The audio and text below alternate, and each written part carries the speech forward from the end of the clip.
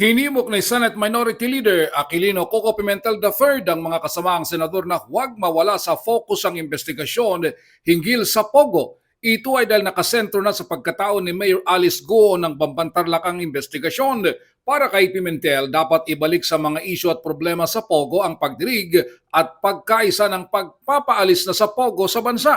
Mas makabubuti kung ipaubaya na lang sa Office of the Solicitor General o sa Korte ang pag-question sa tunay na citizenship ni Mayor Guo. Huwag gawing komplikado ang hearing upang hindi mapalayo sa isyu ng Pogo dahil maliban sa pag-question sa pagkatao ni Mayor Guo ay may mga nagsusulong din na isabay ng ipasara ang iba't ibang uri ng pasugalan sa bansa na pinangangasiwaan ng Philippine Amusement and Gaming Corporation o PAGCOR. Sabi ni Pimentel, hindi mangyayari na maipasara ang lahat ng pasugalan sa bansa.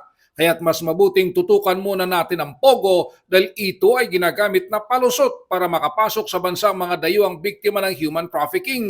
Dahil ang masaklap pati ang mga lehitimong mga Pogo operators ay nasasangkot din sa iba't ibang uri ng krimen. Sa hearing ng Senate Committee on Women and Children sa ni-raid na Pogo Hub sa Bambantarlac, nakalkal ang personal na buhay ni Mayor Guo simula sa kanyang birth certificate, academic record at pagrehistro bilang botante. Lumabas sa record na naisumiti sa Senado na si Mayor Guo ang nagproseso ng mga dokumento na nagbigay daan para sa pagtatayo ng Pogo Mega Complex sa Bambantarlac. Iginit ni Mayor Guo na hindi siya espiya ng China dahil siya isang lehitimong Pilipino. Para sa MBC TV Network News, ito si Raymond Dadpaz, sama-sama tayo Pilipino.